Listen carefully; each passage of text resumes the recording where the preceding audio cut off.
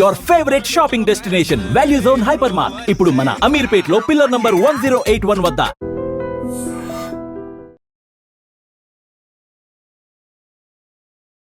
Welcome to I dream. నా పేరు లుంబిని. ఈ రోజు మనతో పాటు సీనియర్ స్టాక్ మార్కెట్ ట్రైనర్ ఉన్నారు, ఏఎస్ చక్రవర్తి గారు. Let's talk to him. Hello sir.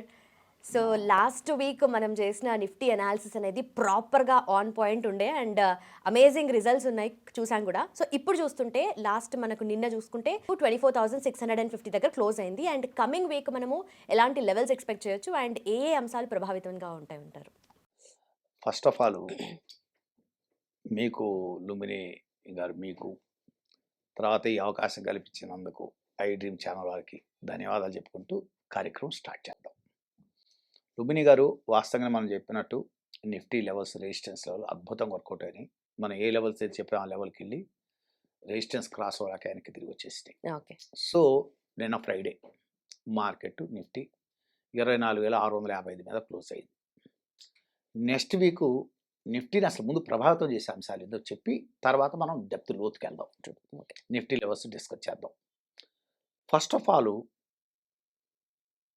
నిఫ్టీని next week అతి బలంగా ప్రభావితం చేసే అంశాల్లో ట్రంప్ టారిఫ్స్ ఖచ్చితంగా ప్రభావితం చేస్తాయి. ఎందుకు చెప్తున్నా అంటే ఫార్మా మీద 100% రేపు అక్టోబర్ 1వ తారీఖు అమల్లోకి వస్తుంది. అంటే బ్రాండెడ్ ఫార్మాటిక్స్ మొత్తం మీద అయిపోతుంది. ఇది కాక ఇంకొక రూమర్ ఏంటంటే సాఫ్ట్వేర్ సెక్టార్ మీద కూడా తొందరలో వేయబోతున్నాడు. సో రూమర్స్, స్పెక్యులేషన్స్ వచ్చేస్తుంటాయి. అందువల్ల ట్రంప్ టారిఫ్ భయాలు అనేవి మార్కెట్ మీద చాలా తీవ్రమైన ప్రభావితాలు ఉంటాయి, నో డౌట్ దాని గురించి. అది ఫస్ట్ పాయింట్ నెంబర్ 1. ఆల్రెడీ ఇప్పటికే చాలా సెక్టార్ మీద వేసాడు.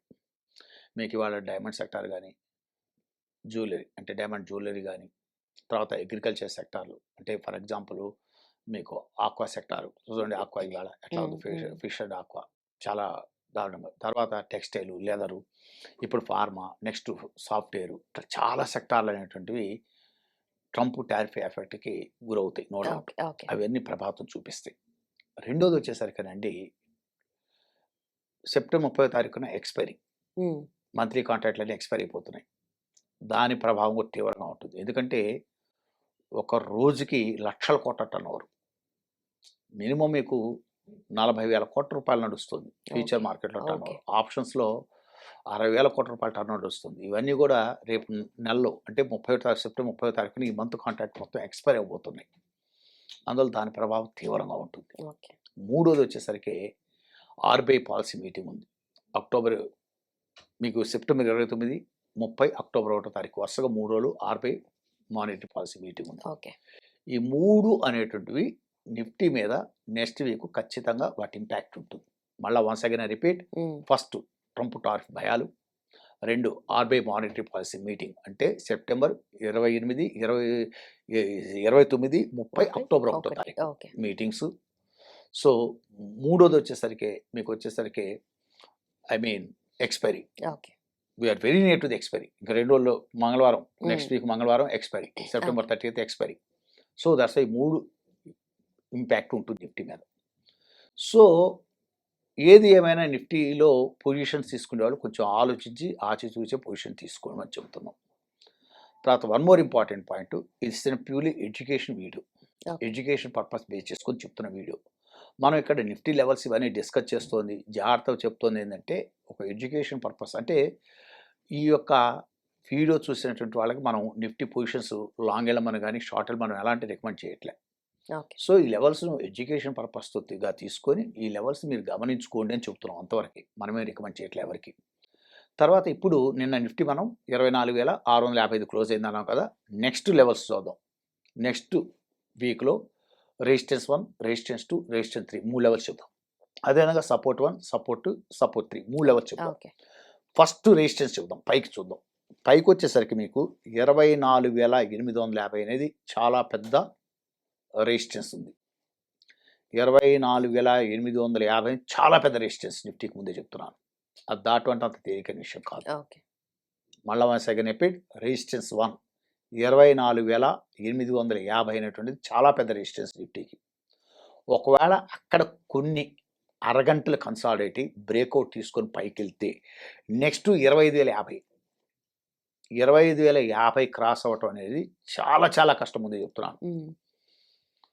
అక్కడ కన్సాలిడేట్ అయ్యి వెళ్తే 25,250 అది మటు క్రాస్ అవటం చాలా కష్టం ముందే Okay, చెప్తాను. okay. 25,250 అంటే 25,250 అనేది ఇప్పుడున్న మార్కెట్ కండిషన్లో క్రాస్ బుల్ ఫేజ్లోకి వెళ్ళటం చాలా కష్టం. మళ్ళీ ఒకసారి చెప్తున్నాను లెవెల్స్. రెసిస్టెన్స్ 1 24,850 అది లెవెల్ 1, రెసిస్టెన్స్ లెవెల్ 1. ఓకే. రెండో లెవెల్ వచ్చేసరికి 25,050 చాలా పెద్ద హడ్డీలు.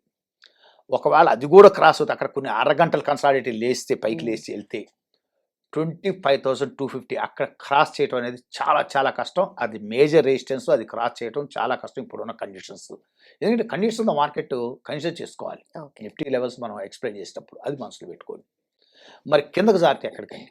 ఒకవేళ నిఫ్టీ కనుక ఆర్బీఐ మీటింగ్ ఏదన్నా మీకు రెపో రేట్లు కానీ సిఆర్ఆర్ కట్ అవ్వదు, మేబీ నాకు తెలిసి 1% ఆల్రెడీ డిక్లేర్డ్, ఓకే. అది కట్ అవుతూ వెళ్ళాలి 25 basis points every month. So bank rates already అనుకున్నంత కట్ అయినాయి. సో ఇన్ఫ్లేషన్ కంట్రోల్లో ఉంది. సో గ్రోత్ రేట్స్ బాగానే ఉన్నాయి. సో ఇలాంటి టైంలో బ్యాంక్ రేట్స్ కట్ చేయడం అనేటువంటిది చాలా కష్టం. అయితే స్పెక్యులేషన్స్ ఏంటంటే ఒక 25 basis points కట్ అవ్వచ్చు అని ఒక స్పెక్యులేషన్స్, అంటే మార్కెట్లో ఊహాగానాలు రూమర్స్ ఉన్నాయి. బట్ 25 basis ఇప్పుడున్న కండిషన్స్లో కట్ చేయడం అనేది కొంచెం కష్టమే. That's my feeling. ఓకే. అందువల్ల వీటన్నిటిని ఎక్స్పైరీ డేట్ ఉంది, సో అదే ఒత్తిడి ఉంటుంది, ప్రెషర్ ఉంటుంది, ప్లస్ ట్రంప్ టారిఫ్, ఇవన్నీ బేస్ చేసుకుంటే మీకు ఇప్పుడు ఇమీడియట్లీ సపోర్ట్ వచ్చేసరికి 24,400 ఉంది. 24,400 చాలా పెద్ద సపోర్ట్. ఒకవేళ maybe it may break down 24,200 దగ్గర ఆగాలి. ఒకవేళ 24,200 దగ్గర కనుక బ్రేక్ డౌన్ కొట్టేసి కిందకి వెళ్ళిపోతే 23,900 ఇట్టి పరిస్థితిలో కట్టలేసి ఆగిపోవాలి. ఓకే. అక్కడ ఆగలేదు అంటే మటుకు ఆల్మోస్ట్ ఆల్ నిఫ్టీ తీరుకోవటం చాలా కష్టం. స్ట్రైట్ అవే 23,300 కొట్టేసుకుని వెళ్ళిపోతారు. అచ్చా. 23,300, 24,400 సపోర్ట్ 1, 24,200 సపోర్ట్ 2, సపోర్ట్ 3 23,900 సపోర్ట్ 3 23,900 అంటే 23,900. అది కన్నా బ్రేక్ డౌన్ కొడితే స్ట్రైట్ వే వెళ్ళిపోతుంది. 23,000 మీకు నాన్ స్టాప్ వెళ్ళిపోతుంది. 23,300కి వెళ్ళిపోతుంది. 600 కొట్టేసుకొని వెళ్ళిపోతారు. స్ట్రైట్ వే వెళ్ళిపోతుంది. అసలు ఓవరాల్గా చెప్పాలంటే, ఇంకో మాట చెప్పాలంటే, టెక్నికల్గా అంటే టెక్నికల్ అనాలిసిస్ అనేది ఒక డేటా అనాలిసిస్. డేటాని అనలైజ్ చేసి, అంటే డేటాని డైరెక్ట్గా అనలైజ్ చేయలేం కాబట్టి చార్ట్లో కన్వర్ట్ చేసి వరకు to analyse some statistical arithmetic equations apply చేస్తే నిఫ్టీ చాలా వీక్గా ఉంది. ఇంటర్నల్గా చాలా చాలా వీక్గా ఉంది. ఒకవేళ నిఫ్టీ బౌన్స్ అయినా కూడా టెక్నికల్ బౌన్సెస్ అంటారు వాటిని, లేదు షార్ట్ కవరింగ్ ర్యాలీస్ వస్తాయి అంతే. అంతేగాని వెంటనే నిఫ్టీలో అయిపోయింది, కరెక్షన్ అయిపోయిందని ఎంటర్ అవ్వటానికి ప్రయత్నం చేయకూడదు. ఇది ప్యూర్లీ ఒక ఎడ్యుకేషన్ పర్పస్తో నేర్చుకునే వాళ్ళకి, అంటే మీరు పొజిషన్స్ తీసుకో వాళ్ళకి మనం చెప్పట్ల, మనం పొజిషన్ తీసుకోమని ఏ టైంలోనూ షార్ట్ వెళ్ళండి లాంగ్ వెళ్ళండి మనం ఈ వీడియోలో ఆ పర్పస్ కోసం రిలీజ్ చేస్తున్న వీడియోస్ కాదు, ఇవన్నీ only for education purpose videos. అర్థమైందా? So that's why the people who want observe these levels, అర్థమైందా? వాళ్ళు అర్థం చేసుకోవాల్సిందంటే ఇప్పుడున్న మార్కెట్ కండిషన్స్లో ఏదైనా ఒక చిన్న లిటిల్ బిట్ ర్యాలీ వచ్చినా, లిటిల్ బిట్ బౌన్సెస్ వచ్చినా కూడా అవి షార్ట్ కవరింగ్ బౌన్సెస్ అనుకోండి. అంతేగాని ఒక ర్యాలీ మళ్ళీ అయిపోయింది, కరెక్షన్ అయిపోయింది, వెళ్ళిపోతుందని హడావుడిపడి అత్యంత తొందరపడి మీరు లాంగ్ వైపు వెళ్ళటానికి కానీ అంత తొందరగా ప్రయత్నం చేయకూడదు. ఏదైనా ఒక టెక్నికల్ బౌన్స్ అయితే, ఇప్పుడు నేను చెప్తున్నాను రెసిస్టెన్స్ 1, రెసిస్టెన్స్ 2, రెసిస్టెన్స్ 3 ఆ లెవెల్కి వస్తే మళ్ళా వాళ్ళు ఓసారి నిఫ్టీ కిందకి వెళ్తుందని గమనించుకొని ఆటోమేటిక్గా చూడండి, పొజిషన్స్ చేసుకోవడానికి ప్రయత్నం చేయండి. Okay, thank you so much sir to given this opportunity. Okay, thank you.